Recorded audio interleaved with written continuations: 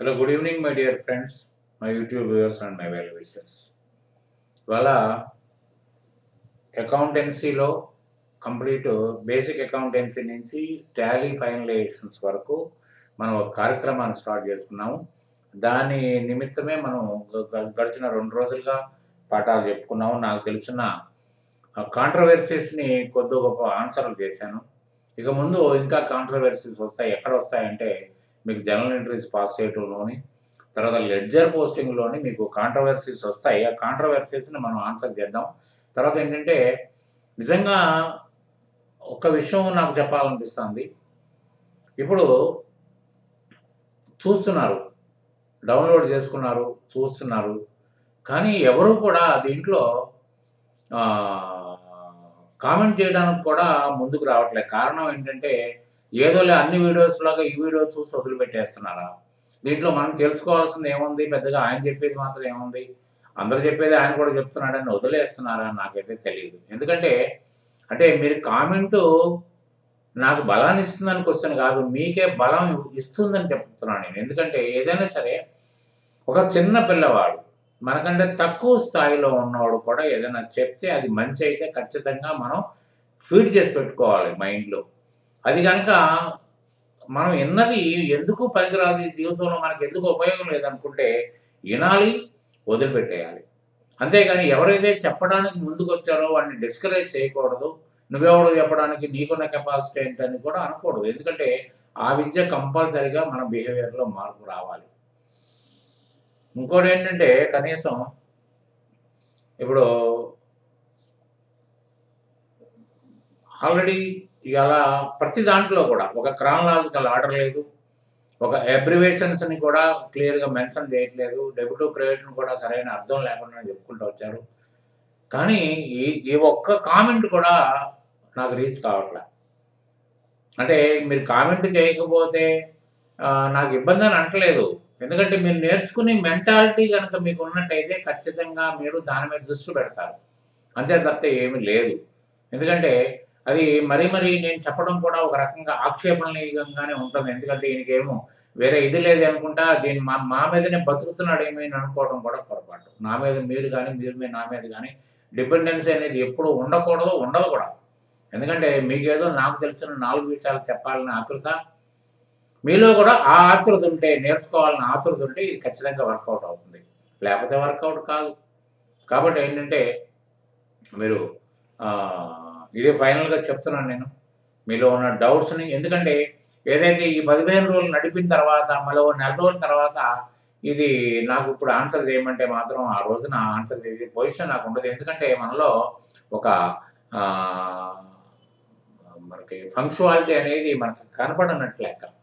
కాబట్టి ఏంటంటే దయచేసి మీరు అడిగితే చెప్పడానికి నేను సిద్ధంగా ఉన్నాను. అడగకపోతే దానికి ఎందుకు అడగరని నేను క్వెషన్ ఇచ్చే ప్రశ్న ఇక్కడ ఉండదు కాబట్టి దయచేసి మీరు ఫాలో అవుతారని నేను అనుకుంటూ నేను I'm coming to the subject. నిన్నటి రోజున మన పాఠంలో నిన్న పీడిఎఫ్‌లో కూడా ఇది ఉంది list of ledgers and their natural positions అని. ఎందుకంటే ఇవి చాలా చాలా అవసరం. ఎందుకంటే బ్లైండ్ వేలో without putting a question is it a personal account or is it a real account? What is the rule to be followed while transacting అనేది ఆలోచించకుండా ఒక బ్లైండ్‌గా మీరు గనక రూల్ తెలుసున్నట్టయితే సింపుల్‌గా మీరు డెబిట్ చేసేయడం, క్రెడిట్ చేయడం జరుగుతుంది.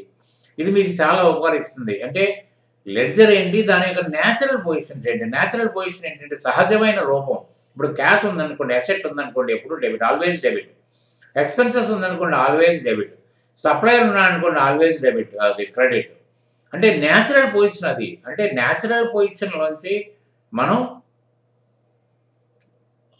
దాని యొక్క క్వాంటమ్ కానీ వాల్యూ గాని తగ్గించాలంటే just we have to reverse it. అదే మీకు మోడర్న్ క్లాసిఫికేషన్‌లో, అమెరికన్ క్లాసిఫికేషన్‌లో ప్రస్తావించడం జరిగింది. Debit increases in assets and expenses and credit decreases అన్నాం. అంటే ఇప్పుడు debit increases in assets and expenses. Asset cash debit అయింది. కానీ ఎప్పుడైతే మనం పేమెంట్ చేయడానికి ఆ క్యాష్‌ని వాడుతున్నామో we automatically crediting it. Why? Because to decrease the value, to decrease the quantum, you have to reverse it. That is debit to credit, credit to debit. కాబట్టి ఏంటంటే కొన్ని విషయాలు. తర్వాత ఏంటంటే కొన్ని దీంట్లో కూడా కాంట్రవర్సీస్ ఉన్నాయి. అది నేను ప్రస్తావిస్తాను. ఇప్పుడు క్యాపిటల్ పర్సనల్ అకౌంట్‌కి వస్తుంది credit identification. Assets real account, debit. Rental advance real account. ఎక్కడ కూడా మీకెక్కడ ఏ ప్రాబ్లమ్‌లో కూడా మీకెక్కడా కూడా బిజినెస్ స్టార్ట్ చేసిన తర్వాత ఒక రెంటల్ అడ్వాన్స్ ఇచ్చి ప్రెమిసెస్ తీసుకున్నట్టుగా మీరు ఏ బుక్స్‌లో చూసుండరు. ఏ బుక్స్‌లో చూసుండరు అది. Rental advance is an cash equivalent అది. ఎందుకంటే మనం రెంటల్ అడ్వాన్స్ అనేది మనకి ఖర్చు పెట్టడం జరగదది. ఎందుకంటే రెంటల్ అడ్వాన్స్ అంటే will take some money from the cash box and will keep with the landlord in the form of security. Soon after vacating the premises, the advance will be given back by the owner of by the landlord or will maybe adjusted in the rental payment. అది మాత్రం తెలుసుకోండి. Rental advance అనేది compulsory ఉంటుంది. So rental advance is a real account. It will show always debit balance. Bank current account మన వాళ్ళందరూ కూడా అసలు bank పేరు రాయరు ఫస్ట్ పాయింట్. రెండోది ఏంటంటే బ్యాంక్ అకౌంట్ పర్సనల్ అకౌంట్ అంటారు. ఎందుకు పర్సనల్ అకౌంట్ అవుతుంది అనుకుంటే కాదు. ఎందుకంటే మన దగ్గర 2 అంశాలు. క్యాష్ అకౌంట్ అర్థం ఏంటంటే cash at office, cash at petty cashier, cash at site cashier, cash at bank. ఇన్ని అంశాలు ఉన్నాయి దాంట్లో. మీకు నోట్స్లో కూడా ఉంది. మీకు నోట్స్లో రియల్ అకౌంట్లో రాశానది నేను మీకు. అంటే వీళ్ళందరి దగ్గర ఉన్నది క్యాషే. నా దగ్గర 3 లక్షల రూపాయలు క్యాష్ బ్యాలెన్స్ ఉంది యాజ్ పర్ మై బుక్. కానీ 3 లక్షలు లేదు, ఇక్కడ 25,000 ఉంది. అంటే 2,75,000 రూపాయలు తప్పైనట్ట కాదు. అంటే ఈ 2,75,000 కొంత బ్యాంకులో ఉంది, కొంత పెట్టి క్యాషియర్ దగ్గర ఉంది, కొంత సైట్ క్యాషియర్ దగ్గర ఉంది. ఇవి అన్నీ అర్థం అవ్వాలి. అంటే బ్యాంకు పర్సనల్ అకౌంట్ కాదు రియల్ అకౌంట్ అని ఎందుకు చెప్తున్నానంటే మనం మనం మన ఇప్పుడు మన దగ్గర క్యాష్‌లో బాక్స్‌లో ఉన్న క్యాష్‌ని ఎలా యుటిలైజ్ చేసుకోవడానికి పూర్తి మీకు ఫ్రీడమ్ ఉంటుందో, అట్లనే బ్యాంకులో ఉన్న డబ్బులు కూడా without putting a request to the banker, without getting permission from the banker, you can withdraw the money whenever you want and you can deposit the money whenever you want. మీరు పెట్టడానికి కానీ తీసేయడానికి కానీ ఏ విధమైన అభ్యంతరం లేదు. అది ఇప్పుడు సపోజ్ నాకు ఇచ్చారనుకోండి 10,000, రేపటి రోజున మీ ఉద్దేశంలో మీ దగ్గర దాయమని ఇచ్చారు. ఆ విషయం చెప్పకుండా దాయమని ఇచ్చారు. కానీ కాసేపు ఆగిన తర్వాత దాంట్లో ఒక 5,000 ఇవ్వండి అంటే నాకు చికాకు కూడా వస్తుంది. నేను మీకు ఏమైనా కాపలాదారున్నా, మీ డబ్బులు నా దగ్గర పెట్టమంటే అరుసుకుని నాకంటే అంట కట్టడం ఏంటి అంటాడు. అన్నారా? అంటే ఒక డెటార్గా మనం ట్రీట్ చేస్తే మనం ఇచ్చిన డబ్బులు వచ్చేదాకా గ్యారంటీ లేవు. There is no definiteness of the received bank. అదే బ్యాంక్ అయితే అది లేదు. జస్ట్ కామన్ సెన్స్ అండి. అకౌంటెన్సీ అంతా కామన్ సెన్సే. ఖచ్చితంగా చెప్తున్నాను. మన డబ్బులు ఎక్కడున్నాయి? బ్యాంకులో ఉన్నాయి. బ్యాంకులో పలానోడికి డబ్బులు ఇవ్వండి అని చెక్ రాసిస్తున్నాం అంటే ఆడు బ్యాంకు వాడు నీకెందుకు ఇస్తాను డబ్బులు అంటాడా? మీ యజమాని పిలుచుకోమని అంటాడు అనగా. అట్లనే క్యాషియర్ దగ్గర డబ్బులు ఉంటే ఆయనకు 10,000 పంపించమంటే సార్ నేను ఎందుకు పంపిస్తాను సార్ అంటాడా? ఆయనకి ఏమైనా పర్మిషన్ పెట్టాలా? మన దగ్గర ఉన్న క్యాషియర్ మీద ఎంత అథారిటేటివ్‌గా మనం ఉంటామో అట్లనే బ్యాంకులో క్యాష్ కూడా అదే అథారిటేటివ్‌గా మనం ఉంటాం. So bank is not a current account. Current account is not a personal account. గుర్తుపెట్టుకోండి. మన వాళ్ళు సులువుగా ఏం చేశారు, ఒక పదానికి debit, left hand debit, right hand credit అన్నట్టు ఇది కూడా ఏంటంటే ఇక్కడ కూడా debit the receiver, credit the giver అంటే బ్యాంకర్ రిసీవర్. ఎందుకు రిసీవ్ చేసుకుంటాడు ఆయన? ఆయనకి ఏం అవసరం అండి? మనం ఆయనకి ఏమైనా బాకీ ఉన్నామా, లేదా ఆయనకి ఏమైనా అప్పిస్తున్నామా? కానీ కొంతమంది ఒక సీఎం మహానుభావుడు ఒక వీడియోలో చెప్పాడు. ఆయన బ్యాంకులో డిపాజిట్ అంటే we're giving loan to banker అన్నాడు. ఆయన సీఏ. ఏం చెప్పాలి ఆయనకి? నేను బ్యాంకర్కి లోన్ ఇచ్చి స్టేజ్లో మనం ఉన్నామా? ఇంకా వస్తుందేమో, అది రాదేమో మనకు. అది ఆ స్టేజ్ వస్తుందంటారా? బ్యాంకర్కి లోన్ ఇచ్చేంత స్టేజ్ మనకు వస్తుందా? రాకపోవచ్చు. రాదు, అసలు రాకపోవచ్చండి. అది పరిస్థితి. So bank current account is a real account. So because it is our money. Bank OD account is a personal account. OD account personal account ఎందుకంటే that is a liability. If we withdraw something from the bank, 10,000 చేసినాము, we are at obligation to pay back the 10,000 rupees today or tomorrow. You are at obligation to pay back the amount. That is not your money, that is banker's money. Bank gave a loan to you. అర్థమైందా? మరి ఇది personal account, అది personal account కాదు. కాబట్టి ఏంటంటే మనం అర్థం చేసుకోవడంలో కానీ జస్ట్ కామన్ సెన్స్ అప్లికేషనే, దీంట్లో ఏ మాత్రం కష్టపడేది లేదు. పర్చేజ్ నామినల్ అకౌంట్ చాలా మహానుభావులు చాలా బుక్స్లో చాలా వీడియోస్లో చెప్పారు. Purchase is a real account. ఎలా అని చెప్పగలుగుతున్నారంటే because while purchasing goods comes in. ఏమండి దీంట్లో కామన్ సెన్స్ పాయింట్ చెప్తున్నాను నేను. ఏదైతే మీరు మెయిన్ యాక్టివిటీ ఉందో పర్చేజ్ చేసి సేల్ చేస్తున్నారు, main activities without purchase there will be no sale. తర్వాత ఇంకోటి ఏంటంటే పర్చేజ్ అనేది ఎక్స్పెండిచర్, సేల్ అనేది ఇన్కమ్.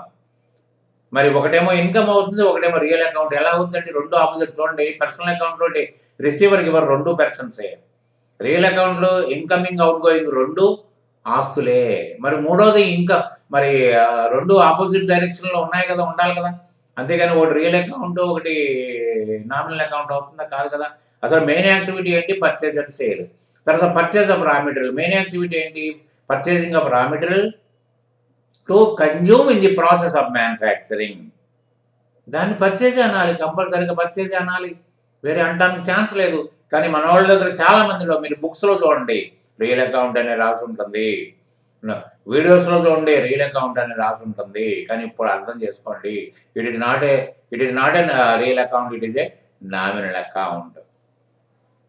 పర్చేజ్ రిటర్న్స్ కూడా నామినల్ అకౌంట్. ఎందుకంటే పర్చేజ్ రిటర్న్ అంటే మనం కొన్న దాంట్లో క్వాంటమ్ తగ్గిపోదు, ఆపోజిట్ డైరెక్షన్లో పడుతుంది. If you want to decrease you have to credit. So all expenses are debit increases in expenses అన్నాం అనుకోండి, క్రెడిట్ డిక్రీజెస్. ఇక్కడ ఏమైంది, అది ఎక్స్పెన్సెస్ అయినప్పుడు ఇది కూడా ఎక్స్పెన్సెసే, కాకపోతే ఏమైంది, డిక్రీజ్ చేస్తున్నాం అక్కడ by sending back to the goods to the supplier. So ఇది కూడా నామినల్ అకౌంటే. ఇది క్రెడిట్లో అవుతుంది, అది డెబిట్లో అవుతుంది. తర్వాత సేల్స్ నామినల్ అకౌంటే, సేల్స్ రిటర్న్ నామినల్ అకౌంటే. సేల్స్ వచ్చినప్పుడు క్రెడిట్ ఆదాయం కాబట్టి ఇదేమో debit. Petty cash real account. Petty cash కానీ కాంట్రాక్టర్ గారు పనిచేసి క్యాషియర్ కానీ, తర్వాత పెట్టి క్యాష్ కానీ, తర్వాత బ్యాంక్ క్యాష్ కానీ, ఇవన్నీ కూడా రియల్ అకౌంట్సే. 100% రియల్ అకౌంటే. Common sense point. Interest cash అంటే మీకు ఇప్పుడేమో పెట్టి క్యాష్ ఏమో లిటిల్ అమౌంట్ ఉంటుంది, ఇంట్రెస్ట్ క్యాష్ అంటే పెద్ద అమౌంట్స్ ఉంటాయి. కాంట్రాక్ట్స్లో కూడా ఒక క్యాషియర్ని పెడతారు, ఆ క్యాషియర్ కొన్ని డబ్బులు ఇస్తారు, ఆ ఖర్చు పెట్టుకుంటా పోతాడు. అది తర్వాత supplier personal account, customer personal account, receiver personal account, giver personal account. Supplier వచ్చినప్పుడు క్రెడిట్లో ఉంటాడు, కస్టమర్ వచ్చేప్పుడు దానికి ఆపోజిట్ కాబట్టి డెబిట్లో ఉంటాడు. తర్వాత రిసీవర్ వచ్చినప్పుడు పర్సనల్ అకౌంట్, గివర్ వచ్చినప్పుడు పర్సనల్, రెండు ఆపోజిట్లో ఉంటాయి. Discount allowed nominal account, discount received, ఇదేమో ఆదాయం, ఇదేమో గెయిన్, అదేమో లాస్. లాస్ అంటే ఏమిటో అన్ఫోర్సీన్ అండ్ అన్అవాయిడబుల్ సర్కమ్స్టెన్స్లో జరిగిందే లాస్. తర్వాత income derived from other sources వచ్చేది గెయిన్. అర్థమైందా? సిట్ సబ్స్క్రిప్షన్ రియల్ అకౌంట్ అంటే అసెట్, అది మనం సబ్స్క్రైబ్ చేస్తున్నాం, చిట్టి తీసుకున్నప్పుడు లైబిలిటీ అవుద్ది, చిట్టి తీనంత వరకు మనకి అది అసెట్టే, ఎందుకంటే మన డబ్బులు అక్కడ ఉంటున్నాయి. తర్వాత FDR real account, fixed deposit receipt. FDR అంటే bills receivable personal account debit. అంటే బిల్స్ రిసీవబుల్ అంటే సెండింగ్ డేటార్ కింద లెక్క, బిల్స్ పేయబుల్ అంటే సెండింగ్ డేటార్ కింద లెక్క, అది క్రెడిట్లో. All payables are personal accounts. ఏంటంటే రిప్రజెంటేటివ్ పర్సనల్ అకౌంట్ మనం చెప్పాం కదా, ఆల్ రిసీవబుల్స్ కూడా రిప్రజెంటేటివ్ పర్సనల్ అకౌంట్సే. Staff advances nominal, staff advances real account. తర్వాత ప్రావిజన్ వచ్చేప్పటికి పర్సనల్ అకౌంట్. ప్రావిజన్ అంటే estimation of payable estimated expenditure అని అంటే అర్థం. ఎందుకంటే ఇవన్నీ all these things will be explained in clear while dealing with grouping of ledgers. మీరు ఎక్కడ ఇనని అన్ని 28 గ్రూప్స్ విపులంగా హెడ్డింగ్ వైజ్ చెప్తాను మీకు నేను. సో ఇవన్నీ కూడా అక్కడ తారసపడతాయి. It will clear. If you got any doubt, మీ డౌట్ ఉంటే వెంటనే అడగండి, మీరు కామెంట్లో రాయండి, లేకపోయినా కూడా దాంట్లో వస్తుంది. Loss and sale of asset nominal account, gain and sale of asset అంటే ఒక అసెట్ని లాస్కి అమ్ముతాం, ఇక్కడ కూడా జనరల్ ఎంట్రీస్ వాళ్ళు ఇచ్చాము. ఒక అసెట్ని గెయిన్ కూడా అమ్ముతాం. అంటే గెయిన్ అంటే లాస్ అంటే బుక్ వాల్యూ కంటే తక్కువగా అమ్మడం, బుక్ వాల్యూ కంటే 10 రూపాయలు ఎక్కువగా అమ్మడం. తర్వాత prepaid insurance real account. Prepaid insurance అంటే మనం మామూలుగా ఇన్సూరెన్స్ కడతాం కదా, ఇన్సూరెన్స్ కడితే 1 year ఉంటుంది జనరల్ ఇన్సూరెన్స్. తర్వాత మనం డిసెంబర్ ఇక్కడ కూడా మనం ప్రీపెయిడ్ ఇన్సూరెన్స్ గురించి ఇచ్చాం. కాబట్టి ఏంటంటే మనం డిసెంబర్‌లో కట్టామనుకోండి, మనం ఈ యొక్క ఇన్సూరెన్స్ యొక్క ఖర్చు ఎప్పటిదాకా పనికొస్తుందండి? మార్చి దాకానే పనికొస్తుంది. కానీ మనం కట్టింది 12 మాసాలకు సరిపడి కట్టాము. అంటే 4 మాసాలు ఈ సంవత్సరం ఖర్చు అవుతుంది. 8 మాసాలు నెక్స్ట్ ఇయర్‌కి ఉంటుంది కాబట్టి will transferred the remain unexpired amount to an asset which is called as prepaid. Again on 1st April it will be transferred to the expenditure account. అది మనకి అకౌంట్స్‌లో మనం చూడొచ్చు. సో బై దిస్ అంటే కొన్ని మీకు ఇంపార్టెంట్ లిస్టింగ్ మీకు ఇచ్చాను. కాబట్టి ఏంటంటే దీని ప్రకారం మీరు without questioning yourself what to do, whether it is to be debited or credited, why అనేది చేసుకోకుండా మీకు ఇది మీకు గుర్తుండిపోద్ది. కాబట్టి ఏంటంటే next coming to the next point, మనం జర్నల్ ఎంట్రీస్. నేను జర్నల్ ఎంట్రీస్ని మిమ్మల్ని ఒక్కసారి ట్రై చేసి చూడమన్నాను, కానీ ఎవరూ ట్రై చేసినట్టుగా ఎక్కడా కూడా కామెంట్లో రాయలేదు. అడగటం వరకే నా బాధ్యతలా ఉంది. మరి మీరు పాటించకపోవడం అనేది దట్ యువర్ లుక్అవుట్. అండ్ దానికి నేనేమి అనేటట్టు కూడా ఉండదు పరిస్థితి. సరే మీరు ఏమనుకుంటే అది, మీరు అనుకున్నదే నిజం. ఒక దీంట్లో జర్నల్ ఎంట్రీస్లో కొన్ని చేసాము. It will take not less than 3 days. అంటే మీకు మా ఏప్రిల్ మన ఇవాళ ఏ వారం? గురువారం. గురు శుక్ర శని 3 రోజుల్లో కంప్లీట్ అవుద్ది. ఆదివారం క్లాస్కి సెలవు ఉంటుంది. తర్వాత మళ్ళీ సోమవారం నుంచి క్లాస్ స్టార్ట్ అవుతుంది. అక్కడి నుంచి లెడ్జర్ పోస్టింగ్, ట్రయల్ బ్యాలెన్స్ అవన్నీ కంటిన్యూస్గా నడుస్తాయి. మీకు ఇంటర్మీడియట్ స్టూడెంట్స్కి, తర్వాత సిఏ ఫౌండేషన్ స్టూడెంట్స్కి, బీకామ్ స్టూడెంట్స్కి, వీళ్ళందరికీ కూడా ఇది చాలా మంచి నాలెడ్జ్ ఇస్తుంది. You please observe. దీంట్లో మెయిన్గా coming in to the journalisation chapter కొంచెం గుర్తు చేస్తున్నాను. ఇక్కడ డిఆర్ అంటే డెటార్ అంటారు కొంతమంది, డెబిట్ అంటారు కొంతమంది. డిఆర్ అంటే డెటారు కాదు, డెబిట్ కాదు. డిఆర్ అంటే డెబిట్ రికార్డ్. అలాగే మీరు పలకటం అనేది శ్రేయస్సు, ఎందుకంటే తప్పుడు ఉచ్చారణ చేయొద్దు. తర్వాత టూ అంటే సోర్స్. టూకి మీరు you need not write. It is an optional. If you want to write it. There is no meaning for to అనేది మహానుభావులే చాలామంది ఉన్నారు. టూ అంటే సోర్సు, అంటే ఫ్రమ్, ఎక్కడి నుంచి వచ్చింది అనే దానికి సోర్స్ అంటే ఫ్రమ్మే కదా, ఆధారం. సోర్స్ అంటే ఆధారం కదా, కాబట్టి దాన్ని క్లియర్గా ఉంటుంది. టూ అనే పదాన్ని మనం వాడతాం. తర్వాత ఏంటంటే చాలా వరకు మీరు ఎంట్రీస్ చూస్తే pass journal entries Rajarao books of accounts అంటారు. రాజారావు అనేవాడు ఉండడండి. ఎందుకంటే ఒక వ్యాపారస్తుడు ఒక టైటిల్ పెట్టుకుంటాడు. ఎందుకు అంటే ఆ టైటిల్ మీదనే బ్యాంక్ అకౌంట్ ఓపెన్ చేసుకుంటాడు. ఆ టైటిల్ మీదనే జిఎస్టీ లైసెన్స్ అప్లై చేస్తాడు. ఆ టైటిల్ మీదనే ఏదైనా సరే చేస్తాడు. బిల్ బుక్లు కూడా ఆ టైటిల్ మీదే ఉంటాయి. కాబట్టి ఎప్పుడు కూడా టైటిల్ ఉంటుంది. కాబట్టి మన వాళ్ళకి అది కూడా బద్ధకమే. మరి ఆ టైటిల్ అవసరం లేదు అనుకున్న వాళ్ళకి తెలుసో తెలియదు. టైటిల్ మనం నేర్చుకుంటున్నాం, ప్రాక్టికల్గా నేర్చుకుంటున్నాం. కాబట్టి title is more and more important. Title ముందు కూడా కొన్ని పదాలు ఉంటాయి. మీకు ఇక్కడ మెసర్స్ అని రాశాను. Messrs is nothing but plural number of persons. మనం మిస్టర్, మిస్సెస్ అంటాం, అన్నారా? మిస్టర్, మిస్సెస్ అంటాం. కానీ ఈ మెసర్స్ అంటే ప్లోరల్ నెంబర్. అంటే దీంట్లో ఇది పార్ట్నర్షిప్ అని అర్థమైపోద్ది.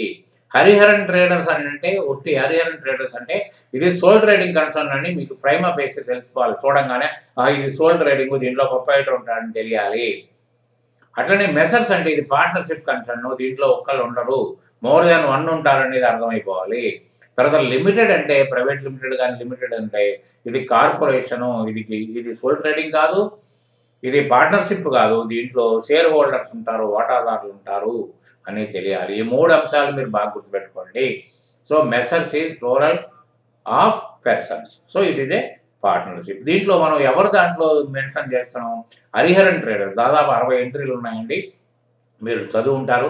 నిన్న నేను చెప్పినట్టు మీరు దాని మీద కాన్సన్ట్రేట్ చేయకపోతే దయచేసి ఇవాళ చదవండి. చదివితే రేపు ఇప్పుడు నేను చెప్తున్న ఎంట్రీస్ అప్పుడు మీలో ఒక డౌట్ ఏదైనా వచ్చిందనుకోండి, వెంటనే క్లారిఫై చేసుకోవడానికి. అసలు చదవలేకపోతే ఇక డౌట్ ఏముంది విన్నారా? ఎందుకంటే నేను మాకు ఒక చుట్టం వచ్చిండు ఇప్పుడు పిల్లగాడు. వాడు ఎట్లా అయిపోయిందంటే పాఠం ఆన్ చేసేసి మంచిగా అటు ఇటు కవులు చెప్పి ఇంట్లో కవులు చెప్పుకుంటా ఉంటే చుట్టాలు కదా, ఆ కవులు చెప్తా ఉంటాడు కాన్సెప్ట్. ఏంద్రా అంటే వాళ్ళు చెప్తానే ఉంటారు. అంటే వాళ్ళు ఎందుకు చెప్తున్నారో ఆ టీచర్స్కి అర్థం కాదు. అసలు మనం ఎందుకు అటెండ్ అవుతున్నాం వీళ్ళకి అర్థం కాదు. అసలు ఈ పిల్లగాడు మన దగ్గర ఎందుకు కూర్చున్నాడు పాఠం చెప్తా ఉంటేనే ఇంట్లో పేరెంట్స్కి అర్థం కాదు. అంటే ఎలా అయిపోయిందంటే టైంని కన్జ్యూమ్ చేయడం, టైం యొక్క విలువ మనకి ఎప్పుడు తెలిసొస్తుందంటే తెలిసి రాదేమో అని భయంగా ఉంది. ఇప్పుడు మనం ఒక టైం టేబుల్ ఉండాలండి. మనం ఈ టైంలో అన్నం తిందాం, ఈ టైంలో పడుకుందాం, ఈ టైంలో పాట విందాం అనేది టైం టేబుల్ లేకపోతే జీవితం వ్యర్థమైపోతుందండి. ఖచ్చితంగా వ్యర్థమైపోద్ది. నేను ఖచ్చితంగా ఈ పాఠం మీద కాన్సంట్రేషన్ చేస్తాను. అందుకని నాకు కూడా చుట్టాలొచ్చారని వాళ్ళతో కాలక్షేపం చేయను. వాళ్ళతో కాలక్షేపం చేయడానికి ఒక టైం పెట్టుకుంటాను. ఇది చేయడానికి ఒక టైం పెట్టుకుంటాను. ఎందుకంటే ఒక్కొక్క రోజు వీడియో పెట్టాలంటే ముందు నేను కంపోజ్ చేసుకోవాలి. దాన్ని సెట్ చేసుకోవాలి. పీడిఎఫ్ చేయాలి. వీడియో చేయాలి. ప్రెజెంట్ చేయాలంటే నాకు 2, 3 గంటలు మినిమమ్ ఇంత టైం 40 నిమిషాలు నేను మీకు వీడియో పెట్టాలంటే 3 అవర్స్ మినిమమ్ నేను ఖర్చు పెట్టాలండి. దాన్ని అర్థం చేసుకోండి. మరి నేను ఏం ఆశించి చేస్తున్నానో మీలో కాస్త మెరుగుదల కనిపిస్తుందని ఆశ తప్ప వేరే ఏం లేదు కదా! సో, దీంట్లో సరే మనం జనరల్‌గా మనం నేర్చుకున్నదేంటి? స్టార్టెడ్ బిజినెస్ విత్ రూపీస్ 1,00,000 అని అంటాం. అంటే డబ్బులు ₹1,00,000 పట్టుకొచ్చి వ్యాపారం ప్రారంభించాడనేది ఉంది. కానీ దీంట్లో ఏంటంటే ఒక అసెట్ పట్టి రావాలి. ఒక వ్యాపారస్తుడు ఒక ప్లాన్ ప్రకారం నాకు ఈ బిజినెస్‌కి 10,00,000 అవుద్ది. 10,00,000లో నా దగ్గర ఒక కంప్యూటర్, ఇంట్లో ఒక కంప్యూటర్ ఉంది. నాకు ఒక వెహికల్ ఉంది. తర్వాత ఒక అల్మారాలున్నాయి. మరి ఇవన్నీ ఎళ్లి కొనుక్కోవడం ఎందుకు? వాడుకోవడమే కదా అనుకుని అవి కూడా పట్టుకొచ్చి ఒక ఫీజిబిలిటీ ఉన్నప్పుడు అవి కూడా తెస్తాడు. అంటే నేను పట్టురావాల్సింది ఇప్పుడు దీంట్లో మీకు దాంట్లో రాశాను. మీకు ఈ నలుగురు పార్ట్నర్స్ కలిపి 7,00,000 పెట్టారు ఈక్వల్ షేరింగ్. 7,00,000 అంటే అర్థం ఎంత అయిందండి? 1,75,000 అయింది. అంతే కదండీ! 4,00,000 4,75,000 3,00,000 అంటే 7,00,000 అయింది. అంటే ఒక్కొక్కళ్ళు ఎంత పెట్టాలంటే ఈక్వల్ షేర్ అంటే 1,75,000 పెట్టాలి. 1,75,000కో ఏదైనా ఒక అసెట్ వాల్యూ కట్టి తీసుకొచ్చినప్పుడు మిగతాది క్యాష్ పట్టుకొస్తాడు. క్యాష్ ఉండాల్సిందే. వితౌట్ క్యాష్ కష్టం కదా! మరి డీల్ చేయాలంటే కష్టం కదా! కాబట్టి ఆ ఎంట్రీస్ దీన్ని మల్టిపుల్ ఎంట్రీ అంటారు. సింగిల్ ఎంట్రీ కాదు. అంటే ఒక credit entry is equal to 2 debit entries. So, ఇక్కడ ఏమైతుంది మీకు డేట్ ఏసుకున్నాం, పర్టిక్యులర్స్ ఏసుకున్నాం. క్యాష్ ఈజ్ కమింగ్ ఇన్ ఎందుకంటే cash is a real account. Computer is also a real account. So, while rule ప్రకారం ఏంటంటే debit what comes in. What is coming in? Cash is coming in the tune of 1,50,000 and computer value 25,000 is also coming into the business to రాఘవరావు capital. ఎందుకంటే capital అంటే సరిపోద్దండి. కానీ ఇక్కడ నలుగురు partners ఉన్నారు గుర్తుపెట్టుకోండి. ఎవరెవరు ఎంత పెట్టారో తెలియాలి కదా! రేపొద్దున ఎవరెవరు ఎంత వాడుకున్నారో తెలియాలి కదా! కాబట్టి ఎవరు పెట్టారు ఇది? రాఘవరావు. రాఘవరావు గారి నిమిత్తం పెట్టుబడి ఎంత ఉందంటే 1,75,000. ఉన్నారా? ఇక్కడ 2 అనేది అక్కడ డీఆర్ అంటే ఏంటి? డెబిట్ రికార్డ్ అని అర్థం. అకౌంట్ అంటే దానికి కూడా అర్థం ఉంది. ఏబీసీ అంటే ఆన్సర్ ఫర్ రెస్పాన్స్. ఎందుకు జరిగింది? ఏమిటి అనే దానికి అర్థం క్యాష్ అని అర్థం అవుతుంది. ఏమిటి అంటే క్యాష్ అని అర్థం అవుతుంది. Answer for response. ఇది ఏంటి అంటే క్యాష్ అని చెప్పాలి. తర్వాత 2 రాఘవరావు. 2 అంటే ఏంటి? సోర్స్. సోర్స్ అంటే ఏంటి? ఆధారం. Capital is the source for the cash entering into the business. అర్థం చేసుకోండి. Capital is the source for the cash entering into the business. Because of capital cash entered into the business. ఇట్లయినా అనుకోవచ్చు. అంటే capital అంటూ లేకపోతే cash మీకు రాదుగా. కాబట్టి క్యాష్‌ని సోర్సే అనుకోవాలిగా. ఎట్టి పరిస్థితుల్లో సోర్స్ అనుకోవాలిగా. కాబట్టి దీంట్లో 2 అనే దానికి అర్థం ఏంటంటే 2 అంటే సోర్సు అని అర్థం. గుర్తుపెట్టుకోండి బ్లైండ్‌గానే గుర్తుపెట్టుకోండి. అర్థవంతంగా ఉంటుంది. దీంట్లో 2 అంటే రైట్ సైడు, క్రెడిట్ అంటే రైట్ సైడు, లెఫ్ట్ సైడ్‌లు మర్చిపోండి. మీరు పోలీస్ డ్యూటీ చేయకండి. 2 అంటే సోర్స్. మీరు ప్రతి ఎంట్రీ మీకు అర్థమైపోద్ది ఇక్కడ. ఉన్నారా? అంటే ఎక్కడి నుంచి ఖర్చు పెట్టారు? ఇప్పుడు దీంట్లో హరిహరన్ ట్రేడర్స్ అని సూపర్వైజర్. హరిహరన్ ట్రేడర్స్ అంటే supervisor duty. What he is doing? నాకు 1,50,000 క్యాష్ వచ్చింది. 25,000 విలువైన కంప్యూటర్ వచ్చింది. ఎక్కడి నుంచి వచ్చింది? రాఘవరావు గారు ఇచ్చారు. అంటే రేపు పొద్దున్న ఆన్సర్ ఓనర్స్ అందరికీ ఎవరిని అడిగితే అని ఆన్సర్ ఎట్లా చేస్తాడు? ఆయన కంటితో చూశాడు కాబట్టి. ఆయన కంటితో చూశాడు. ఆయన దాచాడు కాబట్టి ఆ డబ్బులు. 1,50,000 అక్కడ పడేసుకుంటున్నాను అంటగా. ఆ డబ్బులు తీసుకున్నాడు. హరిహరన్ ట్రేడర్స్ తీసుకున్నాడు. ఈ kept it in the box. అర్థమైందా మీకు? So, the duty of the Hariharan traders as a supervisor. So ఇక్కడ 2 ఎంట్రీస్‌లో ఒక అర్థవంతంగా ఉంది. అందుకని డబుల్ ఎంట్రీ సిస్టమ్‌లో 2 యాస్పెక్ట్స్ ఈక్వల్‌గా ఉండడానికి కారణం ఏంటంటే, ఏది వచ్చిందో అది ఉన్నట్టే లెక్క. వచ్చింది రూ. 10 ఉన్నది రూ. 9 అవ్వదు కదా! కామన్ సెన్స్ పాయింటే కదా అది. అది. తర్వాత మీకు నేరేషన్ కంపల్సరీ రాయాలి. ఎందుకంటే ఏదో ఒక 10 రోజులు, 10 నెలలు పోయిన తర్వాత ఈ క్యాష్ ఎందుకొచ్చిందంటే మనం సమాధానం చెప్పాల్సిన పరిస్థితి ఉంది కాబట్టి నేరేషన్ అది రూల్ అంటే ఏం లేదు. మీ ఇష్టం మీరు ఏమనుకుంటే అది రాసేయండి. బీయింగ్ క్యాపిటల్ అంటే సింపుల్‌గా రాసేయండి. అట్లనే మిగతాది విష్ణువర్ధన్ గారు కూడా పట్టుకొచ్చారు. వెహికల్ 55,000 క్యాష్ 1,20,000 సేమ్ అదే వెర్షన్‌లో మీకుంటది. తర్వాత తులసి అనే ఆమె పట్టుకొచ్చారు.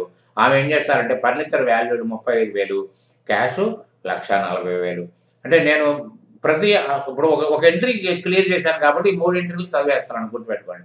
సిద్ధయ్య గారు కూడా పట్టుకొచ్చారు. ఆయన ఏం చేశారు ఎయిర్ కండిషనర్ 25,000 క్యాష్ 50,000 అంటే మొత్తం మీద 475 ఎంత అయింది 1,75,000 ఎంత అయింది 7,00,000 రూపాయలు సరిపోయింది కదండి.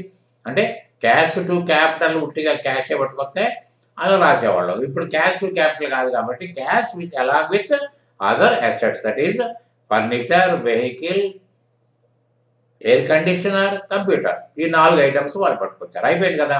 దీని తర్వాత కథ ఎలా స్టార్ట్ అవుతుందంటే మీకు రెంటల్ అడ్వాన్స్ ఇప్పుడు క్రానలాజికల్ ఆర్డర్‌లో వద్దాం. అంటే మనకు ఇల్లు లేకపోతే మనం వ్యాపారం ఎక్కడ చేస్తామండి మనం చేయలేం కదా! కాబట్టి ఏంటంటే రెంటల్ అడ్వాన్స్ ఒక బిజినెస్ ఓనర్ ఒక ల్యాండ్ లార్డ్‌ని పట్టుకొని ఆయన గారితో మాట్లాడుకొని ఆయనకి క్యాపిటల్ మనకు అడ్వాన్స్ ఇవ్వాలి security deposit. Rental advance is a real account. ఎందుకు real account? It is a cash equivalent. అంటే ఈ డబ్బుని మనం ఖర్చు పెట్టేయలా.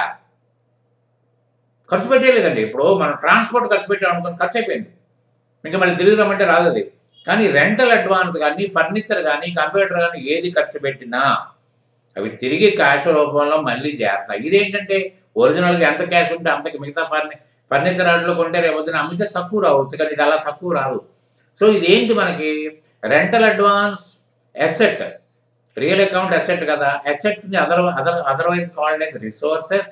Resources which help a business man to produce something మళ్ళీ నేను మీనింగ్ చెప్తున్నాను. అంటే అర్థమైంది మీకు?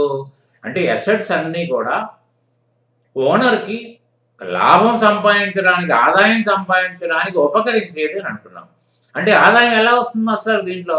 ఏవండీ మీకు బిజినెస్ ఎక్కడో రోడ్డు మీద పెట్టరు కదా! ఒక బిజినెస్ ప్రెమిసెస్‌లో పెట్టాలి. మరి ప్రెమిసెస్‌లో ఈ ప్రెమిసెస్ మీకు ఎలా వచ్చిందండి? రెంటల్ అడ్వాన్స్ ఇవ్వబట్టి వచ్చింది. అంటే ఈ రెంటల్ అడ్వాన్స్ చేయబట్టే మీకు ఈ ప్రెమిసెస్‌కి హక్కుదారులయ్యారు. అది అంటూ ఉంది కాబట్టి ఇండైరెక్ట్‌గా rental advance is helping the business man to produce something అంటే సరిపోదా? సరిపోయింది కదండీ! సరే ఇక్కడ క్యాష్ 2 అయింది. అక్కడ క్యాష్ డెబిట్ అయింది. ఇక్కడ క్యాష్ క్రెడిట్ అయింది. ఎందుకు అంటే what is the source for rental advance? How the rental advance was paid? How the rental advance was met? ఎలా రెంటల్ అడ్వాన్స్ కట్టామండి? Through cash only. 2 అంటే ఫ్రమ్ క్యాష్ బాక్స్ ఓన్లీ. అంటే అక్కడ asset debit increases assets, credit decreases. అంటే ఇక్కడ cash ఎందుకు అయింది? Credit అయింది. Why? Because we are decreasing the quantum of cash which is in the cash box. అంతే కదా దాని అర్థం. Simple meaning. అంటే మీరు ఇంకో ముందుకెళ్ళిన తర్వాత రూల్స్ ఏమి ఆలోచించకుండా జనరల్ ఎంట్రీ చూస్తే ఖర్చు అయిందా, మనకు వచ్చిందా, మనకు వస్తే డెబిట్ చేయి, మనకి పోతే క్రెడిట్ చేయి. సింపుల్. ఎంత సులువుగా ఉంది చూసారా? అంటే అర్థవంతమైన స్టడీ అంటారు దీన్ని. అంతేగాని బట్టి పట్టడం దానివల్ల ఏంటంటే ఎగ్జామినేషన్ అయిపోయిన తర్వాత వాష్అవుట్ అయిపోతుంది అంతే. సో ఇక్కడ బీయింగ్ అడ్వాన్స్ రెంటల్ అంతే. తర్వాత ఓపెన్ సిండికేట్ బ్యాంక్ అకౌంట్. మన వాళ్ళు బ్యాంక్ అనే ఉంటాం తప్ప సిండికేట్లు సూపర్ కెనరా బ్యాంకులు ఉండవు మన దగ్గర. కానీ ఏమండి bank account which bank in which bank we're dealing అంటే బ్యాంక్ అంటారా లేకపోతే ఏదైనా పేరు పెడతారా? పేరే పెట్టాలి కదా కామన్ సెన్స్. మరి సిండికేట్ బ్యాంకు కెనరా బ్యాంకు రాసుకున్నంత మాత్రం తప్పే ఉంది మనకి. So we open Syndicate bank which is near our office అనుకుందాం. మనకు అందుబాటులో ఉన్నది, మనకి వీలు కలిగింది చూస్తాం కదా, ఎక్కడ పడితే అక్కడ ఓపెన్ చేయం కదా. సో సిండికేట్ బ్యాంకులో అకౌంట్ ఓపెన్ చేసాం. సో సిండికేట్ బ్యాంకులో ఓపెన్ చేసాం. ఇక్కడ మనకు జరిగింది ఏంటి? We're depositing something means 75,000 deposited in the bank. బ్యాంక్ని డెబిట్ చేసాం. మామూలుగా మీ మాస్టర్లు చెప్పే దాని ప్రకారం మీ బుక్స్ ప్రకారం పర్సనల్ అకౌంట్ అంటే Syndicate bank is the receiver and it is debited. కానీ నేనేమంటున్నాను, it is also a real account. Real account rule debit what comes in and credit what goes out. మరి ఇక్కడ మాస్టర్ ఇక్కడ goes out అనేది కరెక్ట్గా ఉంది master, cash is going out, దానికి ఏ ఆక్షేపం లేదు మాస్టర్.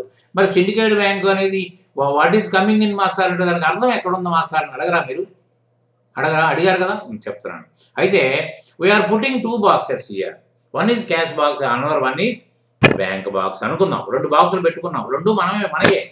అయితే cash is coming in to the bank box అంటే మీ డబ్బులు ఎక్కడికి వెళ్ళి చేరుతున్నాయి? బ్యాంకులోకి వెళ్ళి చేరుతున్నాయి.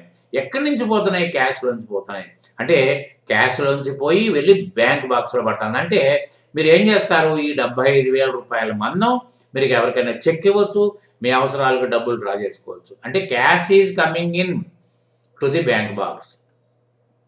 మళ్ళీ రేపొద్దున బ్యాంకులోంచి తీసుకున్నప్పుడు cash is coming in from bank box to cash box.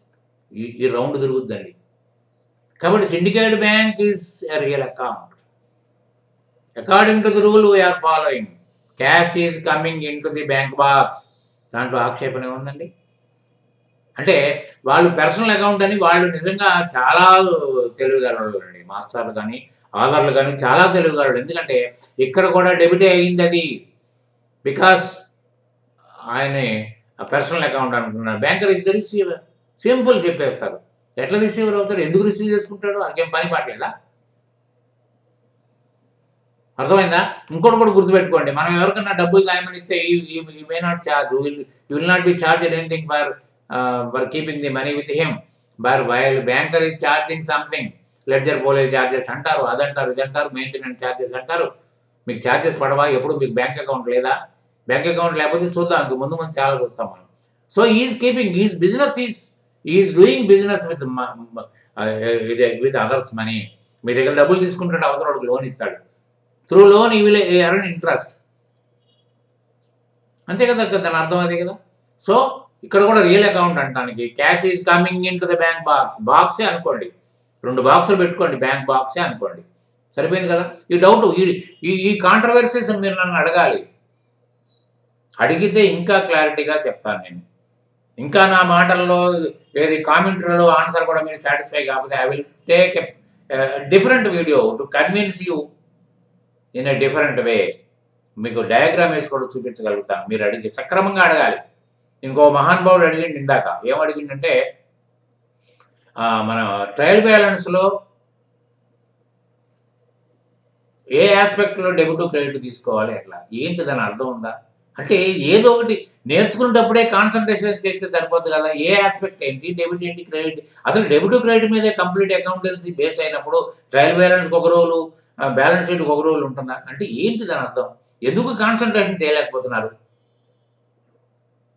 తర్వాత paid auditor 25,000 for licensing work. అంటే మనం జిఎస్టీ లైసెన్స్ కావాలి, పార్ట్నర్షిప్ డీడ్ రాయాలి, there are so many things.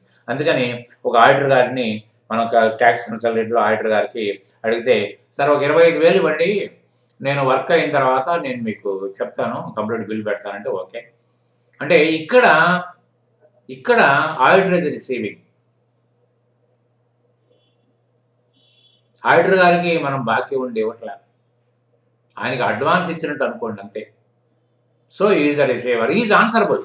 అంటే మనకి దానికి సంబంధిత వ్యవహారం మన దగ్గర రికార్డ్ వస్తుంది తర్వాత.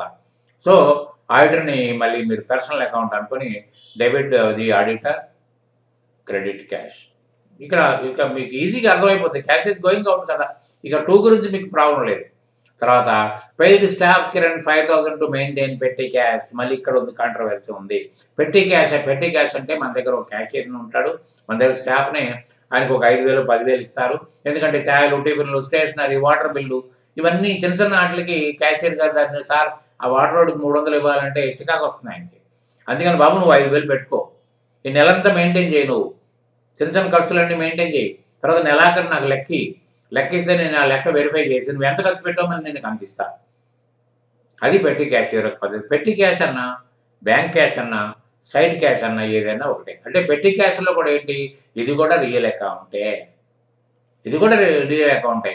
అంటే what is coming in, cash is coming in to the petty cashier box, cash is coming in to the petty cashier box అన్నారా. ఈ ఖర్చులన్నీ ఆయనే పెడతాడు. మనం క్యాష్ని ఎలా వాడుకున్నాం దీన్ని కూడా అలాగే వాడుకుంటాం అన్నారా. అది సో ఇక్కడ మామూలు క్యాష్ వెళ్ళిపోతుంది మామూలుగా. తర్వాత received a bill for 17,500 towards opening function arrangements from Durga tent house. ఏమంటే మనం ఓపెనింగ్ ఫంక్షన్ కొబ్బరికాయ కొట్టాం, అయ్యగారు పెట్టారు, నలుగురిని పిలిచాం, శామేనా వేసాం, అన్నీ అయిపోయినాయి. మరి దానికి బిల్లు మొత్తం 17,500 అయింది.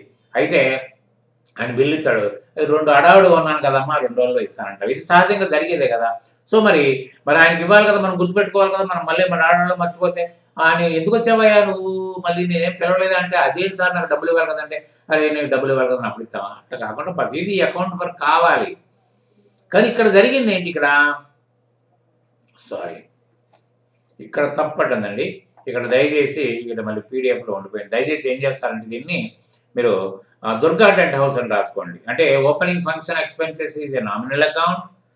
తర్వాత who is giving the service, Durga tent house giving the service. ఇక్కడ దయచేసి దుర్గా టెంట్ హౌస్ అని రాసుకోవాలి మీరు దయచేసి ప్లీజ్.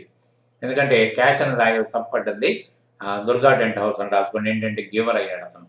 రాసుకుంటారు కదా, దుర్గా టెంట్ హౌస్ అని దయచేసి రాసుకోండి మీరు. ఓకే. తర్వాత purchase computer printer 9,000 from Satyam Technologies. Computer printer is an asset.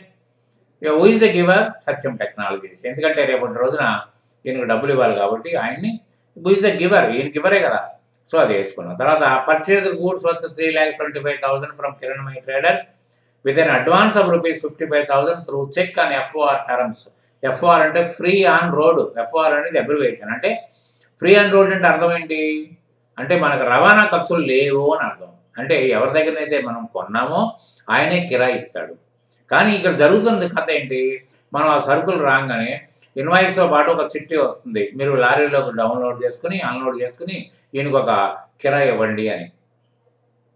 కిరాయి మరి మనం ఇవ్వక్కర్లేదు కదా, ఆయనగా ఇవ్వాల్సిందంటే మరి ఇప్పుడు ఆయన ఇచ్చి పంపట్లేదు. ఎందుకంటే దాంట్లో కూడా ఒక కారణం ఏంటంటే, మీరు సరిగ్గా సరుకులు అన్నీ అనుకున్న ప్రకారం డౌన్లోడ్ చేయడం, అనుకున్న ప్రకారం అన్లోడ్ చేసుకోవాలి, ఎక్కడ కూడా ఖరాబ్ కాకూడదు, ఎక్కడ కూడా షార్టేజ్ రాకూడదు. ఇవన్నీ ఉన్నప్పుడే కదా మీరు కిరాయి ఇచ్చేది. అంటే ఒక రకమైన అక్నాలజ్మెంట్. నేను 100 వస్తువులు పంపించాను, 100 వచ్చినట్టు లెక్క. మీరు కిరాయి ఎందుకు ఇస్తారండి, ఎవరు కదా. అందుకని ఏంటంటే రేపొద్దున ఆయన అడ్జస్ట్ చేసుకుంటున్నప్పుడు, ఇది మీరు అరువు మీద కొన్నారు, కిరణమై ట్రేడర్స్ దగ్గర నుంచి అరువు మీద కొన్నారు కాబట్టి రేపటి రోజున మీకు ఇచ్చి డబ్బుల్లో తగ్గించుకుంటాడు ఆయన. మీకేంటి ప్రాబ్లం. సో ఇక్కడ ఏమైంది, మీకు పర్చేజ్ అనేది 3,25,000. తర్వాత చెక్ ద్వారా మనం త్రూ చెక్ అంటే మనం చెక్ అంటే ఏ బ్యాంకు, సిండికేట్ బ్యాంకులోంచే మన చెక్ బుక్ వస్తుంది కాబట్టి హూ ఈజ్ ద గివర్ అనేది కాదు, వాట్ ఈజ్ గోయింగ్ అవుట్ అనేది. ఎందుకంటే సిండికేట్ బ్యాంక్ అన్న మనం పర్సనల్ బ్యాంక్ అనుకోవట్లే, real account. What is going out అంటే cash gone out through bank box, అంతే కదా. ఇక్కడ గివర్ అనే పదం ఆడుకండి. Giver is not the giver, we're taking from bank అని అర్థం. సో మిగతా బ్యాలెన్స్ 2,70,000 కిరణమై ట్రేడర్స్ దగ్గర నుంచి 3,25,000 కొంటే మనం ఆయనకి ఇచ్చిన అడ్వాన్స్ పోను మనకి ఇవ్వాల్సినంత 2,70,000. మామూలుగా పర్చేజ్ ఇదని క్వశ్చన్ కాదు మనకి, ఇది కూడా దీన్ని మల్టిపుల్ ఎంట్రీ అంటారు. కొంత అడ్వాన్స్ ఇవ్వాల్సి వస్తుంది, అడ్వాన్స్ పోయిన తర్వాతనే కదా మనం డబ్బులు ఇవ్వాలి. అంతేకాని ఇప్పుడు పర్చేస్లో ఆయనకి ఇవ్వాల్సిందే రాసుకోకూడదు. ఒరిజినల్గా ఇన్వాయిస్ ఎంత ఉంటే అంతా రాసుకోవాలి. ఒరిజినల్గా ఇన్వాయిస్ 3,25,000. దీంట్లో సిజిఎస్టీ అవన్నీ ఉంటాయి కదా, అవన్నీ మనం మెయింటైన్ చేయట్లేదు. ఒరిజినల్గా అకౌంట్ మెయింటైన్ చేసినప్పుడు మీకు జిఎస్టీ టీడీఎస్లు అన్నీ వస్తాయి అన్నారా. అది అయితే జనరల్గా మన బుక్స్లో ఏమిటంటే పర్చేజ్ గూడ్స్ ఫ్రమ్ రాము అంటారు. ఏమంటే ఒక ట్రేడర్ దగ్గర నుంచి ఒక ట్రేడర్ కొంటాడు, గుర్తుపెట్టుకోండి. వాళ్ళకి ఒక నేమ్ ఉంటుంది, అది private limited company, partnership, sole trading ఏదో ఉంటుంది. ఆ నేమ్తో ప్రస్తావించాలి తప్ప రాము సోమ్ అంటే కాదు. ఎందుకంటే ఒరిజినాలిటీగా ఉండాలి. సో అందుకనే కిరణమై ట్రేడర్స్ దగ్గర నుంచి కొన్నాం. సేల్ చేసినప్పుడు అతనికి ఒక డీలర్ టు డీలర్ అమ్మొచ్చు, లేకపోతే మామూలు అతను కూడా అమ్మొచ్చు, ఆక్షేపణ ఏమి లేదు. సేల్ చేసినప్పుడు మీకు ట్రేడర్ ఉండాలని రూల్ లేదు. కానీ కొన్నప్పుడు మాత్రం ట్రేడర్ దగ్గర నుంచే కొంటాడు. అతను బిల్లు ట్రేడర్ దగ్గర నుంచి కొంటేనే అతను బిల్లు ఇవ్వగలుగుతాడండి. అతను రిజిస్టర్డ్ డీలర్. ఈ only can give the invoice. ఆ ఇన్వాయిస్ వస్తేనే కదా మనం ఎంటర్ చేసుకునేది. కాబట్టి అది గుర్తుపెట్టుకోండి. మీరు ఇంటర్మీడియట్లో అయితే ఖచ్చితంగా ఈ క్వశ్చన్ మీ మాస్టర్ని అడగండి. మాస్టర్ ఏంటి మాస్టర్ రాజారావు అన్నారు ఇది అన్నారు, లేదా నా నా నా వీడియో చూపించండి. చూడండి మాస్టర్ మరి ఆయన ఎలా చెప్తున్నాడు, ఆయన చెప్పిన దానికి మీరు చెప్పిన దానికి తేడా ఏంటి, పోనీ ఆయన తప్పంటే చెప్పండి, మేము ఆయన్ని అడుగుతాం అనండి. మీరు డెవలప్ కావాలంటే అదే గుడ్డిగా వినొద్దు. ఎప్పుడు కూడా గుడ్డిగా ఏమొద్దు. You are paying money, you are not paying your money, you are paying your parents money, hard earned money. అందుకని మీరు నేర్చుకోవడానికి కూడా బద్దకిచ్చి, అడగడానికి బద్దకిచ్చి, ఆన్సర్ రప్పించుకోవడానికి బద్దకిస్తే రేపొద్దున you are the sufferer, not the teacher or the not the college. అది మాత్రం గుర్తుపెట్టుకోండి. సో ఇక్కడ జరిగింది ఏంటి, పర్చేజ్ 3,25,000కి బ్యాంకులోంచి 55,000 ఇచ్చాము. మిగతా డబ్బులు కిరణమయి ట్రేడర్స్ గారికి ఎంత ఇవ్వాలి, 2,70,000 మనం ఇస్తే సరిపోద్ది. దాని తర్వాత transport charges paid and purchase which is on FOR terms. అంటే మనం ట్రాన్స్పోర్ట్ ఛార్జెస్ ఇవ్వాలి కదా, ట్రాన్స్పోర్ట్ ఛార్జెస్ ఇచ్చేసాం. అంటే ట్రాన్స్పోర్ట్ ఛార్జెస్ అనేది మీకు నామినల్ అకౌంట్ కాబట్టి డెబిట్ ఆల్ ఎక్స్పెన్సెస్, తర్వాత రియల్ అకౌంట్లో క్యాష్ ఈజ్ గోయింగ్ అవుట్ అన్నారా. తర్వాత దుర్గా టెంట్ హౌస్ చూసారా, అక్కడేమో క్యాష్ ఇచ్చేసినట్టు రాసాం. మరి ఇక్కడ దుర్గా టెంట్ హౌస్కి ఇస్తే మీకు డబుల్ అయిపోదా, అసలు దుర్గా టెంట్ హౌస్ లేదు కదా ఇక్కడ మరి. కాబట్టి అక్కడ దుర్గా టెంట్ హౌస్ అని మార్చుకోండి దయచేసి. Opening function to Durga tent house ఇక్కడ. అప్పుడు దుర్గా టెంట్ హౌస్కి ఇవ్వాల్సిన 17,500 క్లోజ్ అవుతుంది. తర్వాత 27/5 నాడు 65% ఆఫ్ క్రెడిట్ పర్చేజ్ ఎక్కడ చేసామండి, కిరణమయి ట్రేడర్స్ దగ్గర తెచ్చాం. ఎంత విలువైన స్టాక్ కొన్నాం, 3,25,000 స్టాక్ కొన్నాం. దాంట్లో 65% మాత్రమే మనం ఒక ఆయనకి అమ్మాం. ఆయనకి ఎట్లా అమ్మాం, 65% of credit purchase were sold with 25% margin to Aravinda traders. 25% margin, 65% లో మీరు క్యాల్కులేట్ చేస్తే ఇక్కడ పేపర్ ఉండాలి.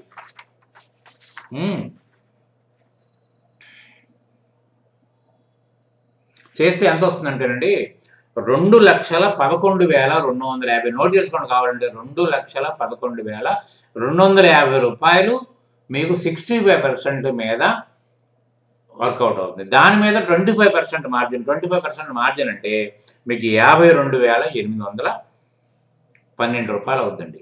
అంటే టోటల్గా అతనికి అమ్మిన సేల్ యొక్క విలువ ఎంత అంటే 2,64,062 రూపాయలండి.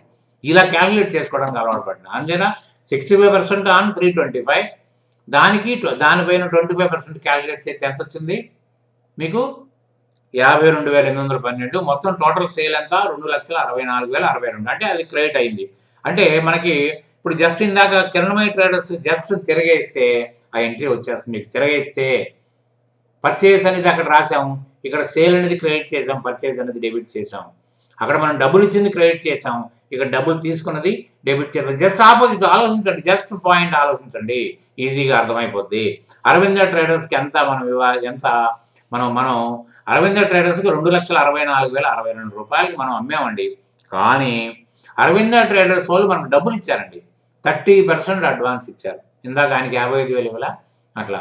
అంటే 30% అడ్వాన్స్ ఎంత అయిందంటే 79,219 రూపాయలు అయిందండి.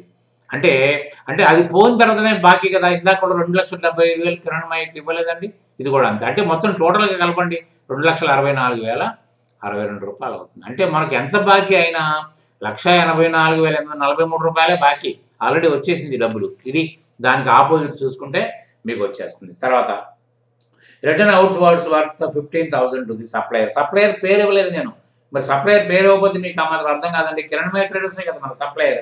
అంటే ఆయనకి 15,000 రూపాయలు విలువైన సరుకుల్ని వాపస్ చేశాము. అదే కారణమైన కానివ్వండి, వాపస్ అయితే చేశాం. సో అదేమవుతుంది, పర్చేజ్ రిటర్న్స్ అంటారు, లేకపోతే రిటర్న్స్ అవుట్ వర్డ్స్ అంటారు. అన్నారా. పర్చేజ్ ఎప్పుడు డెబిట్లో ఉన్నప్పుడు దాన్ని తగ్గించాలి, రిటర్న్స్ ద్వారా తగ్గించాలంటే ఏం చేయాలి, రివర్స్ చేయాలి. రివర్స్ అంటే క్రెడిట్. అంటే కేర్స్ని మీరు రిటర్న్స్ అవుట్ వర్డ్స్ అని రాయొచ్చు, లేకపోతే క్లియర్గా అర్థం కావడం కోసం పర్చేజ్ రిటర్న్ అనేది క్రియేట్ అయింది. అంటే ఎవరికి పంపిస్తున్నాము సరుకులు, who is the receiver, Kiranmayi traders is the receiver. అంటే అంతకుముందు who is the giver, purchase అప్పుడు ఎవరికి ఇవ్వరండి, కిరణమయి ట్రేడర్స్ కదా. ఇప్పుడు వాపస్ ఈజ్ టేకింగ్ బ్యాక్, అప్పుడు కిరణమయి ట్రేడర్స్ అవుతారు కదా. ఎంత విలువ, 15,000 రూపాయలు విలువైన సరుకులు వెళ్ళిపోయి. ఆయనకి 2,70,000 బాకీ అండి. మనం 2,75,000లో మనం 15,000 ఇచ్చేసాం, అంటే 2,55,000 బాకీ. అది గుర్తుపెట్టుకోండి క్రెడిట్గా. Credit note received from Kiranmayi traders towards transport reimbursement. ఏమంటే మనకు గుర్తుందా, 13,500 ఆయన ఇచ్చి కిరాయి మనం ఇచ్చాం. ఇక్కడ మరి మనకి ఆయన అది దానికి ఇవ్వాలి కదా, అడ్జస్ట్మెంట్ ఇవ్వాలి కదండి. ఇచ్చాడు ఆయన, క్రెడిట్ నోట్ పంపించాడు. ఏమండి మీ ఖాతా నేను జమ చేశానండి, మీకు కిరాయి ఇవ్వాలి కదా, జమ చేశాను, మీరు కూడా దాన్ని ఎంట్రీ చేసుకోండి అని మనకు ఒక లెటర్ పంపించాడు. క్రెడిట్ నోట్ అంటే లెటర్ ఇంటిమేషన్. అప్పుడు ఏమైంది అంటే మరి ఇప్పుడు ట్రాన్స్పోర్ట్ ఛార్జెస్ అంతకుముందు ఏం చేసామండి, మనం ట్రాన్స్పోర్ట్ ఛార్జెస్ డెబిట్ చేసాం. మరి అది expenses. Debit increases in expenses అన్నది, క్రెడిట్ డిక్రీజెస్. ఇక్కడ ఏమైంది, అదే ట్రాన్స్పోర్ట్ని మనం రివర్స్ చేస్తే ఏమైంది, అక్కడ ఇచ్చాము, ఇక్కడ మళ్ళీ తీసేసుకున్నాం, అడ్జస్ట్మెంట్లో క్లోజ్ అయింది. అంటే ఇది ఎవరు ఇవ్వాలి, మనం ఎవరు ఇవ్వాలండి, దీన్ని ఎవరు భరించాలండి, అంటే ఎవరి అకౌంట్ తగ్గించాలండి. ఇప్పుడు క్రెడిట్ ఇంక్రీజెస్ ది లయబిలిటీ అంటే డెబిట్ డిక్రీజెస్ అని ఉంది. క్రెడిట్ ఇంక్రీజెస్ ద లయబిలిటీ అంటే ఆయన క్రెడిట్ చేశాం కదా కిరణ్ ట్రేడర్స్ని, ఇప్పుడు డెబిట్ చేస్తే అర్థమేంటి అంటే ఆయనకి ఇవ్వాల్సిన డబ్బులు తగ్గిపోయినట్టు లెక్క. అంతే కదా సింపుల్గా. నేను మీకు 2 రూల్స్ చెప్పాను, గుర్తుపెట్టుకోండి. నా రూల్ పాటించకపోయినా పర్వాలేదు, 2 రూల్స్ పాటించండి, మీకు ఈజీగా అర్థమైపోద్ది. ఇప్పుడైనా మీరు దానికి క్వశ్చన్లు వేస్తానేమో నేను ఎదురు చూస్తాను. తర్వాత Kiranmayi traders credited Hariharan traders account towards receipt of 50% due through cheque. అంటే తర్వాత 50% ఇవ్వాల్సిన బాకీల్లో ఏంటి 13,500 రీఎంబర్స్మెంట్ అయింది, 15,000 రూపాయలు రిటర్న్ గూడ్స్ అయింది. అది పోయిన తర్వాత ఎంతైతే బాకీ ఉందో దాంట్లో 50% ఇచ్చామండి. దానికి ఆయన అక్నాలజ్మెంట్ పంపించాడు. పంపిస్తే దాన్ని మనం 2,70,000లో ఎంతండి, మనం 13,500 రూపాయలు ట్రాన్స్పోర్టు రీఎంబర్స్మెంటు, 15,000 ఇది కదా 28,500 తీసి ఎంత వచ్చిందండి, 2,41,500. అవునండి, 2,41,500 50% ఎంత అవుతుందండి, 1,20,750 రూపాయలు అయిందండి. అది నేను లెక్క, నేను రఫ్గా వేసుకున్నాను. సో మీరు కూడా వేసుకోండి తెలిసిపోద్ది. సో కిరణ్మయ ట్రేడర్స్కి మనం ఎంత ఇచ్చామండి 50%. నాకు ముట్టిందని ఆయన ఒక అక్నాలజ్మెంట్ పంపించాడు, ఒక రెసీట్ పంపించాడు. అదే రెసీట్ ఇది అన్నారా. అది మన దేని ద్వారా పంపించామండి, సిండికేట్ బ్యాంక్ చెక్ ద్వారానే పంపించాం కదా, త్రూ చెక్ అని అన్నాం కదా. సో సిండికేట్ బ్యాంకులోంచి వెళ్ళిన డబ్బులు మన బ్యాంకులోంచి మన క్యాష్ బాక్స్లోంచి వెళ్ళలే. తర్వాత receive debit note for transport charges paid and sales 7,000. చూసారా, ఇందాక కిరణ్మయ ట్రేడర్స్ మనకి ఆయన భరిస్తానన్నాడు కాబట్టి భరించాడు కూడా ఆయన. ఇప్పుడు ఏమంటే నేను ఇచ్చాను, మీరు ఇవ్వాల్సిన కిరాయి నేను ఇచ్చానండి. ఇప్పుడు కూడా మనం అరవింద ట్రేడర్స్ కూడా F4 టర్మ్స్లోనే అమ్మాం. మనం కావాలంటే చూడండి, పైన మీకు కనిపిస్తుంది sale on F4 terms Aravinda ట్రేడర్స్కి. ఇప్పుడు కూడా మరి ఆయన ట్రాన్స్పోర్ట్ ఛార్జెస్ అంటే మనం భరించాలి కదా, మనం భరిస్తే మనకు ఖర్చే కదా. So transport charges is a nominal account and it is debited. All expenses are to be debited. అంటే దీని నిమిత్తం ట్రాన్స్పోర్ట్ ఛార్జెస్ మనం భరిస్తున్నాము అంటే అర్థం ఏంటి అంటే ఆయనకి ఇవ్వాల్సిన డబ్బులే మనం ఇస్తున్నాం కాబట్టి ఏంటంటే ఆయన అకౌంట్ తగ్గించుకుంటున్నాం. మీరు లెక్క చేసుకున్నట్టయితే కిరణ్మయ ట్రేడర్స్లో రీఇంబర్స్మెంట్ ఎలా జరిగిందో దీనికి రివర్స్ జరిగింది. ఒకటి చూసుకోండి, సేల్స్కి పర్చేజ్ రివర్స్ వచ్చింది, ఇది కూడా రివర్స్. జస్ట్ ఆలోచిస్తే కాన్సన్ట్రేషన్ చేయండి, ఆన్సర్లు ఈజీగా వచ్చేస్తాయి. So transportation charges to Aravinda traders 7,000 రూపాయలు అయిపోయిందా. తర్వాత received 50% of due from customer through cheque and రాఘవరావు నేమ్. కస్టమర్ ఎవరండి, మనకి ఇక్కడ అరవింద ట్రేడర్సే కదా. ఆయన దగ్గర నుంచి 50% మనకు డబ్బులు వచ్చినాయి, కానీ మనకు రాలేదండి ఆ డబ్బులు. ఏంటంటే రాఘవరావు గారు ఉన్నారు కదండి, పెట్టుబడి పెట్టిన మొదట ఆయన తీసుకున్నాడండి ఆ డబ్బులు. నాకు ఇచ్చేసేవా, నేను కంపెనీలో జమ పడతాను అనొచ్చు ఆయన. సరే నాకేముంది, ఆయన కూడా ఒక పార్ట్నర్ కాబట్టి ఇచ్చేస్తుంటారు. ఇది సహజంగా జరుగుతుంది. ఇవన్నీ న్యాచురల్ ఎంట్రీస్ అన్నాను కాబట్టి it is also a natural one, it is also a natural discussion. So మనకు రావాల్సిన డబ్బులు మనకు వస్తే ఏమని చెప్తాం, ఆ చెక్కు తీసుకెళ్ళి మనం సిండికేట్ బ్యాంకులో వేసి ఉండేవాళ్ళం. కానీ ఇక్కడ ఏమైంది, మనకి అరవింద ట్రేడర్స్ గివర్ కాబట్టి అరవింద ట్రేడర్స్ అంతకుముందు డెబిట్లో ఉన్నాడు, ఇప్పుడు క్రెడిట్ అయ్యాడంటే రివర్స్ అయ్యింది. తర్వాత ఏంటంటే మనం ఎవరు తీసుకున్నారు, we the receiver of customers payment రాఘవరావు గారు తీసుకున్నారు. రాఘవరావు గారు 88,922. అది ఎట్లా అయిందో ఒకసారి చూద్దాం.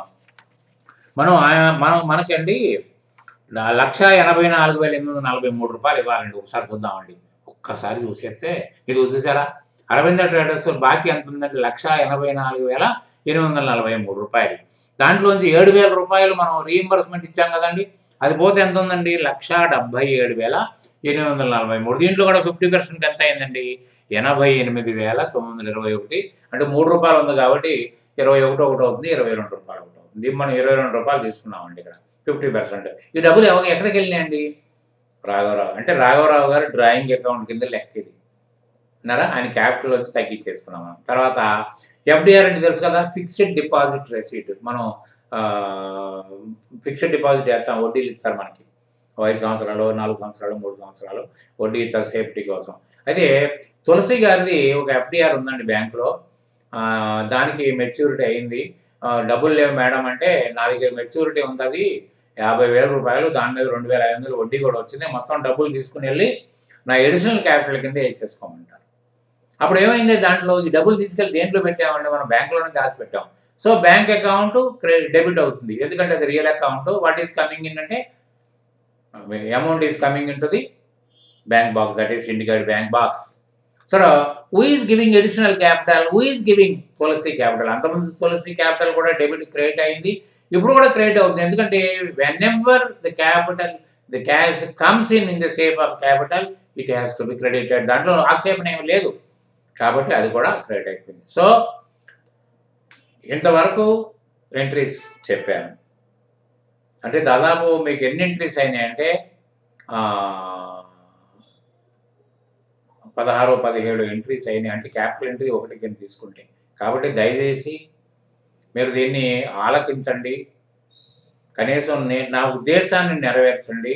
దీంట్లో కాంట్రవర్సీస్ ఉన్నాయి కాబట్టి మీకు డౌట్ ఉంటే నన్ను అడగండి. మీరు ఇలా రాసే మాస్టర్ ఇది రైట్ ఎందుకు కాదని అడగండి, నేను ఆన్సర్ చేస్తాను. So I'm eagerly waiting for your questions. కాబట్టి ఏంటంటే ఈ ముసలాయన్ని ఇబ్బంది పెట్టొద్దు, మీరు అడగండి, నేను చెప్తాను. కనీసం నాకు ఒక తృప్తి ఉంటుంది, అరే నేను వాళ్ళకి చెప్పగలిగాను, నేను కన్విన్స్ చేయగలిగాననే శక్తి అది నాకు ఉంటుంది. కాబట్టి I'm expecting that from you all. Thank you very much. Good day. We will see tomorrow. Thank you.